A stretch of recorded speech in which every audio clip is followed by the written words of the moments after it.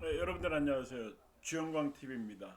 성경 속 한자 풀이하는 시간. 오늘은 제 181강에서 보겠습니다. 181강은 시편 47편 5절에서 시편 51편 3절까지의 말씀에서 보겠습니다.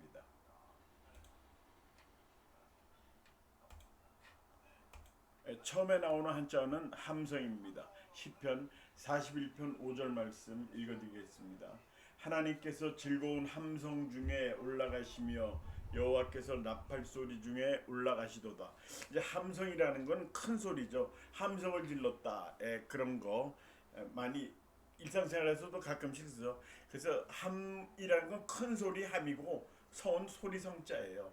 그래서 여기 고함을 두 개 썼고요. 대함 그렇게 예문을 들어드렸는데 고함은 높을 고자니까 아주 큰 소리 지르는 거고 그 다음에 끝에는 대함도 큰 대자인데 큰 소리예요. 근데 가운데 고함은 무슨 소리냐면요. 이거는 고자가 장구 고자거든요. 그러니까 장구도 치면서 큰 소리를 치는 게 바로 두 번째 고함입니다. 고함을 질렀다. 뭐 보통 이제 소리만 질르죠. 응원할 때는 이제 중간 고함이 있겠죠. 네. 그다음에 성자는 소리 성자인데 노발대성이다 했는데 노는 화가 나는 거죠. 노발은 이제 화가 잔뜩 난 거예요. 대성 큰 소리 지르는 거예요. 이 화가 나면 사람들이 큰 소리를 지르게 되죠. 큰 소리 지르고 또 말이 빨라집니다. 화나면요 아무리 어떤 사람도 말이 빨라져요. 자연스럽게 목소리 커지고 말이 빨라집니다. 노발대성 뭐 말이 빨라진다는 얘기 없지만 이건 큰 소리로 화를 대노했다 뭐 그렇게 해야죠. 뒤에 노발대발 이거는 이제 지어낸 말이에요. 좀 재미있어서 소개를 해드린 건데 노발대발은 뭐 노는 앞에 노동자예요. 그 다음에 대는 대한민국. 그러니까 노동자가 발전하면 대한민국이 발전한다. 이거는 무슨 얘기냐면 이제 노동하시는 분들이 건배사 이분들은 노발대발하고 건배사 한대요. 노동자가 발전해야 대한민국이 발전한다. 재밌죠? 뭐 이 건배사들 여러 가지 많이 있죠. 다음 한자 보겠습니다. 북방입니다. 시편 48절 48편 2절의 말씀 보겠습니다. 토가 높고 아름다워 온 세계가 즐거워하며 큰 왕의 성 곧 북방에 있는 시온산이 그러하도다. 북방은 북쪽이란 얘기죠. 이번에 한자는 그렇게 어려운 한자는 많지는 않아요. 자, 남남북녀. 그래서 이제 북쪽인데 남쪽에는 남자고 북쪽에는 여자다. 이게 무슨 얘기냐면 남쪽에는 남성스러운 그런 사람들이 많고요. 북쪽에는 여성스러운 사람들이 많다. 이제 북쪽 여성들은 여성스럽다. 여자의 우아함 뭐 이런 것들을 갖춘 사람들이 많고 이건 뭐 조선 시대부터 내려왔다고 그래요. 남쪽에는 이제 장군 같은 이제 호탕한 기질인 사람이 많다. 이렇게 해서 얘기를 했는데 중국도 이런 얘기가 있어요. 뭐 얘기였다기보다 중국의 남쪽 사람들은 사람이 좀 얌전하고요. 그다음에 얼굴이 허였습니다. 좀 피부색이 중국의 남쪽 사람하고 북쪽 사람하고 이제 차이는 모르는 사람들은 그렇게 구분한데 남쪽 사람은 좀 피부가 하얗고 북쪽 사람은 얼굴이 까맣대요. 이 남자들만 얘기해요. 여자들까지는 뭐 잘 모르겠고요. 왜냐하면 북쪽은 춥습니다. 중국의 나라 땅덩이 크죠. 그래서 독한 술을 많이 먹어요. 그러니까 자연히 얼굴이 빨개지다 까매진다 이거죠. 실제로 그래요. 제가 보니까 그렇습니다. 그래서 각 나라마다 그런 지역별로 특성이 있습니다. 자, 방자는 이제 모방이라고 그러죠. 어느 곳 모방 뭐 그렇게 메모졌다 하는 게 모방이죠. 이게 품행방정. 그래서 이제 품행방정이란 건 굉장히 좋은 얘기죠.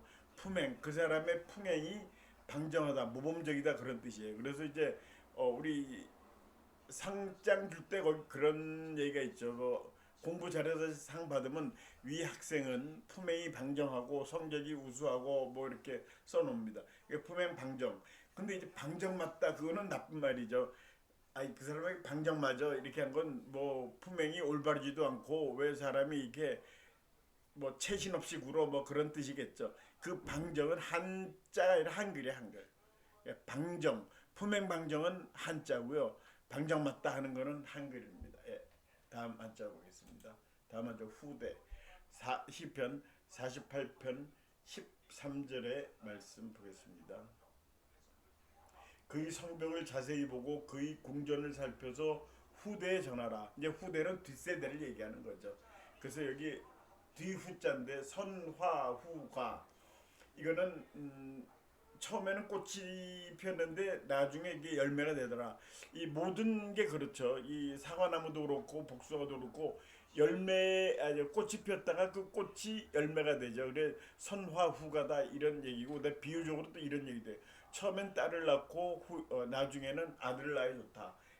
이제 딸이 살림 미천이라고 그런 얘기도 하죠.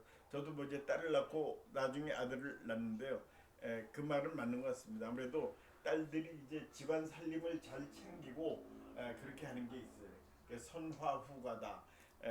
그리고 이제 우리나라 사람들 한때는 그랬었는데 요새 뭐 애를 하나뿐이 안 나니까 아들 하나 딸 하나를 원 스트라이크 원볼 그렇게 하죠. 그 아들을 스트라이크로 보고 딸을 볼로 봅니다. 야구에 볼 카운트 하는데 그 외국 사람들이 그 굉장히 신기하게 생각해요. 그러면서 당신 볼 카운트 뭐냐? 나중에 이제 한국에 오래 있으면은 그렇게 물어봐요. 그러면서 이제 어떤 사람이 좀 오래된 얘기인데 딸만 둘이었어요. 그러면서 볼 카운트가 투수한테 불리해 간다 그런 얘기하면서 웃었는데, 이제 투수라는 건 아마 남자를 얘기하겠죠. 공을 던지는 사람. 그러니까 투볼이면 볼 카운트가 투수한테 불리한 거죠. 그렇게 해서 웃었습니다. 예. 그다음에 대는 이을 대자인데 장자 삼대다.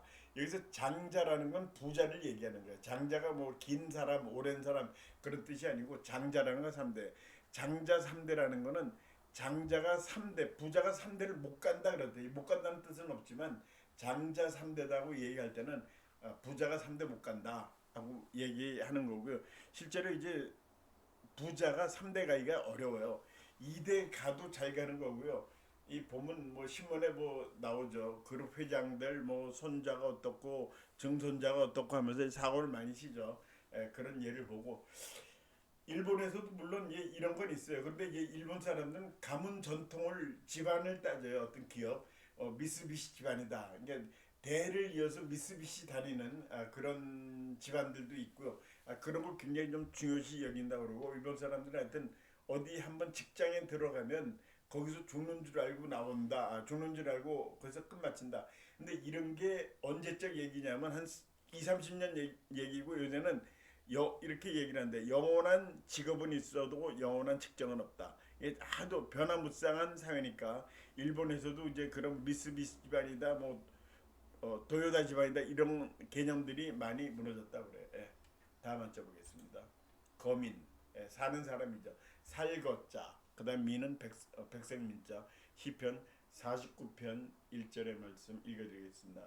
뭇 백성들아 이를 들으라. 세상의 거민들아 모두 귀를 기울이라. 거민은 살고 있는 사람이에요. 우리는 대한민국에 살고 있는 대한민국 거민이죠. 그래서 거자는 살거자. 근데 생거진천 사거용인. 그래서 이거는 또 유명한 말이죠. 살았을 때는 진천에 살고 죽어서는 용인에 가라. 이 진천은 충청북도에 있습니다. 충청북도에 그렇게 큰 군은 아니에요. 진천군이라고 있는데 큰 군은 아닙니다. 원래 충청북도 자체가 인구가 많지는 않죠. 살았을 때는 진천에 살아라. 그만큼 산수가 좋고 물이 좋고 산수가 화려하고 뭐 그래서 진천에 살고, 그 대신 죽으면 용인으로 가자. 용인하고 진천은 그게 멀진 않아요. 뭐 아주 가깝진 않지만 용인이 이제 묘자리가 좋은 데 많으니까 용인을 가라. 해서 맨 처음에 용인 사람들이 굉장히 싫어했대. 왜 죽어서 용인 보내느냐 너희들 그랬는데, 지금은 용인 사람들이 이 귀절을 굉장히 좋아한대요. 왜냐면 이 용인에서 이제 기억은 안 나, 어떤 대통령 아버지가 거기 묻혀서 이제 돌아가셨죠. 나중에 알게 됐어요. 처음부터 묻힌 건 아니고 뭐 어떻게 용인에 묘자리를 썼는데 그 사람이 대통령이 된 겁니다. 그랬더니 그 이후에 그 큰 손들이라기보다 이제 그런 거물들의 대통령 후보에 있는 사람들이 용인으로 몰려들기 시작하죠. 어떤 사람이 용인으로 묘자를 옮겼어요. 근데 그 사람은 끝내 대통령 못 됐는데, 하여튼 이 용인이 그렇게 묘자리 우선 좋다. 그런 뜻. 그다음 민주공화국, 이 헌법 1조에 나와 있죠. 대한민국 민주공화국이다 해서 나와 있습니다. 그래서 이제 민이라는 백성 민자인데 에, 모든 나라들은 다 그렇게 주장을 하죠. 북한 헌법도 그렇다고 그래요. 인민들이 최고다 이렇게 얘기를 한답니다.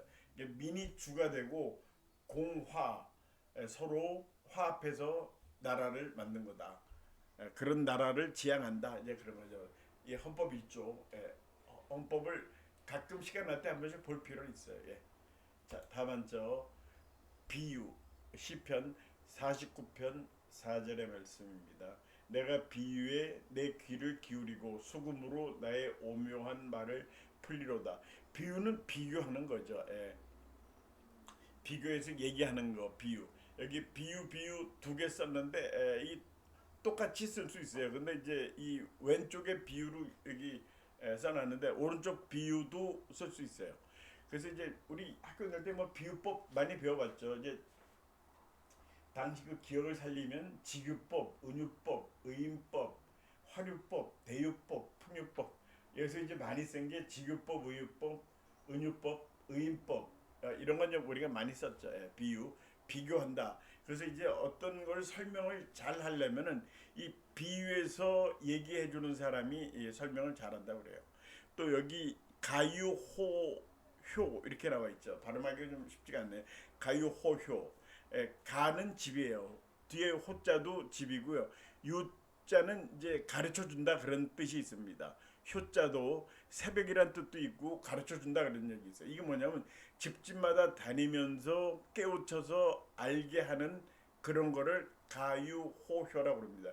요새는 뭐 인터넷이 돼가지고 뉴스가 뭐 시간마다 나오고 그래서 세상 돌아가는 걸 잘 알죠. 그렇지만 전에는 옛날엔 그렇지가 못했죠. 그래서 나라에서 어떤 일을 알려줄 일이 있으면은 집집마다 돌아다니면서 이렇게 알려줬다 그럽니다. 예, 비유. 자, 다만저 장구 시편 49편 12절 말씀 보겠습니다. 사람은 존귀하나 장구하지 못하며 멸망하는 짐승 같도다. 존귀하지만 장구하지 못한다. 장구란 건 오래 가지 못한다 그러죠. 이 장은 크다, 길다 이런 것도 있지만 오래, 시간적으로 오래 그런 것도 있죠. 구도 오래를 구자죠. 그래서 장립대명이다 밑에 이거 오랫동안 서서 명령을 기다린다. 기다릴 때자에 명령 명자죠. 그래서 이거는 누구의 명령을 기다리겠어요? 임금의 명령을 기다린다. 임금의 명령을 받으려고 오랫동안 서 있어야 되겠죠. 서서 오랫동안 서서 임금의 명령을 기다린다. 장립대명. 우리 그 음식점 잘 되는 집을 서서 먹는다. 난 그 말이 참 어폐가 있다고 보는데 줄 서서 먹는다. 줄 서서 먹는다 그러죠. 줄 서서 먹을 수가 없죠. 앉아서 먹어야죠. 이게 줄 서서 기다렸다가 먹는다 이제 그래요. 그래서 저는 그를 장립대식 이렇게 얘기를 하고 싶어요. 줄 서서 오랫동안 기다렸다가 먹는다. 장립대식 먹을 식자.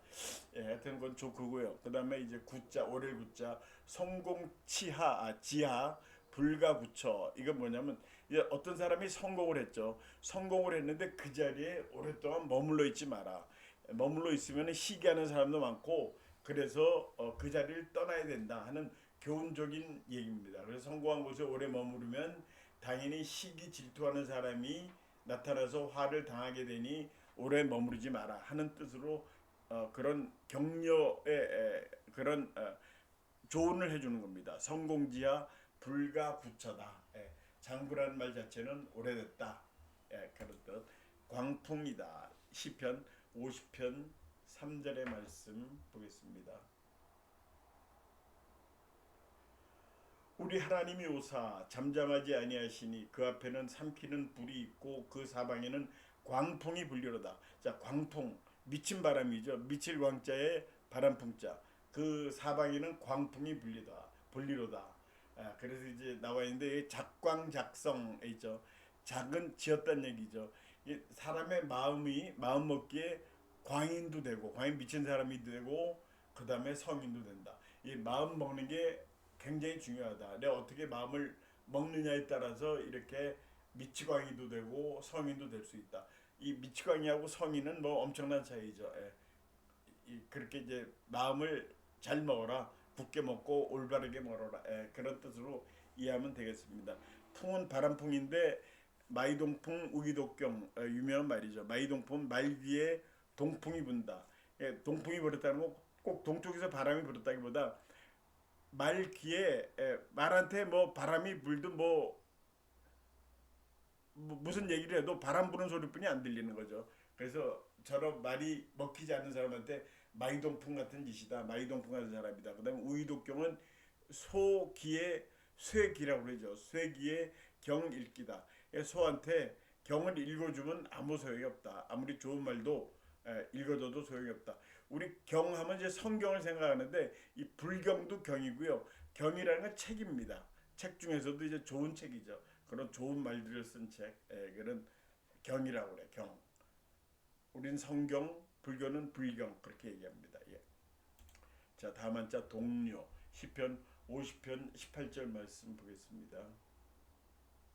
도둑을 본즉 그와 연합하고 간음하는 자들과 동료가 되며 이렇게 돼서 동료가 된다. 이 시편 말씀은 다 짧죠. 짧으면서 참 의미가 있는 말들이 많습니다. 이 동료라는 거는 이 들으면 굉장히 기분 좋은 말이죠. 동료는 친구, 저랑 자기하고 같은 뜻을 가지고 같은 데서 일하는 사람을 동료라고 그래요. 같을 동자에 벗료, 친구료 이렇게 합니다. 예, 동은 같을 동인데 천리동풍 읍각부동이다 이렇게 예문을 들어드렸어요. 천리동풍은 천리에서 부는 바람은 같은 바람이다. 동풍 같은 바람에 뭐 찬바람도 되고 뭐 느린 바람도 되고 비 오는 바람도 되고 같은 바람이 부는데 읍각부동이다. 읍각읍득 읍소재지 면소재지 있죠. 그런 마을마다 같지가 않다. 뭐가 같지 않냐? 풍습이 같지가 않다.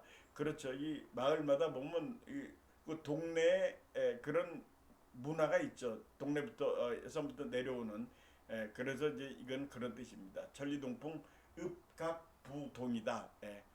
자 그렇게 됐고 그다음에 료자는 친구 벗 그런 건데 강료, 망료, 관료 이렇게 했는데 강료는 이제 내각의 장관 요새 지금 말하면 이제 장관 자리죠.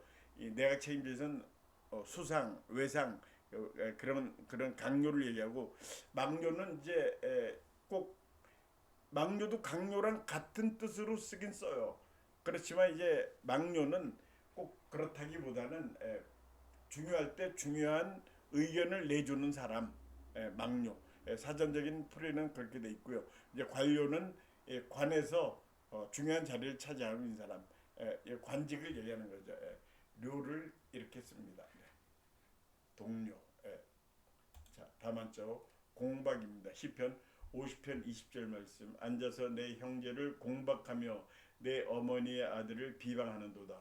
자, 공박한다. 이 공은 공격할 공자이죠. 박은 반박할 박. 그래서 공박을 한다는 거는 공격적으로 막 뭐 얘기를 하는 거지 자기 주장을 펼치는 거죠. 그래서 이제 공격할 공자인데 파상공세다. 이 파자는 물결 파도거든요. 그러니까 파도가 밀려오는 것처럼 공세를 취한다. 그게 바로 파상공세입니다. 파상공세. 그다음에 박자는 여기 네 개 한자를 보내드렸는데 통박했다, 맹박, 박석, 박운. 이 통박은 통렬하게 반박을 했다. 누가 A라는 사람이 얘기했더니 B라는 사람은 거기에 대해서 통렬하게 반박하다. 맹박은 맹렬하게 반박하고 아주 강력한 반박이죠. 그다음에 박석은 이게 그와 관계없어요. 박석은 뭐냐면 이 돌인데 무슨 돌이냐면 땅이 비가 오면 질게 되는 그런 땅이 있죠. 그런 땅 위에 까는 돌을 박석이라고 그래요. 박석. 그렇다고 이제 서울에 박석고개가 있는데 거기 박석고개는 이 박석은 아닙니다. 박석은 거기 까는 돌을 박석이라고. 이제 박우는 뭐냐? 이 박에는 얼룩이라는 뜻이 있어요. 그래서 어떤 때는 이제 하늘에 구름이 얼룩얼룩해 보이죠. 그거를 박울이라고 그럽니다. 그래서 이제 박의 뜻 이렇게 한 번 더 알아두시고요. 다음 한번 보겠습니다. 죄과 이게 죄과죠. 죄과는 죄죠. 시편 51편 3절의 말씀 보겠습니다. 무릇 나는 내 죄가를 아오니 내 죄가 항상 내 앞에 있나이다. 나의 죄를 내가 안다 이거죠. 그래서 이제 석고대죄 우리가 이제 많이 듣죠. 석고되지 않은 심정으로 뭐 이렇게 저렇게 그런 얘기를 정치인들 많이 합니다. 이 석고대죄가 뭐냐면 석은 자리예요. 고는 지푸라기를 얘기해요. 대죄는 죄를 기다리는 거야. 이게 죄에 대한 무슨 잘못했어 이 사람이 잘못한 거에 대해서 임금님의 그 죄를 어떻게 단죄를 당하는지 그 어명을 기다리고 있는 상태를 석고대죄라고 그래요. 그러니까 이제 이거는 지푸라기로 된 멍석위에 앉아서 임금님의 제가 버린 자기가 저지른 죄에 대해서 죄가를 받기 위해서 기다린다.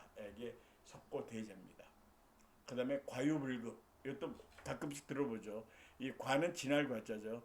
유자는 오히려 유. 그다음 불급은 미치지 못한다. 급은 미친 도달한다 그런 뜻이에요. 많은 것은 오히려 미치지 못한다. 그러니까 많은 게 오히려 도움이 되지 않는다. 많은 것이 오히려 해가 된다. 이렇게 볼 수 있어요. 오히려 정도를 지나치는 것보다 부족한 것이 낫다. 이렇게 이해하시면 됩니다. 차라리 부족한 것이 낫다. 네. 자, 오늘은 여기까지 하겠습니다. 오늘도 시청자 여러분들 감사합니다. 안녕히 계십시오.